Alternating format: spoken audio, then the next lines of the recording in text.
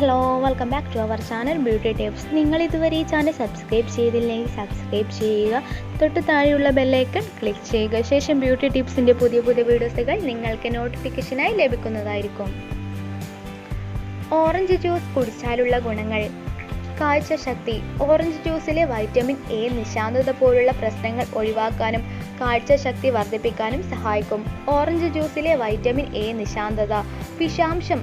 ഇത് ശരീരത്തിലെ വിഷാംശം പുറന്തള്ളാൻ സഹായിക്കും. ഇതുവഴി കിഡ്നി, ലിവർ എന്നിവയുടെ ആരോഗ്യത്തിന് നല്ലതാണ്.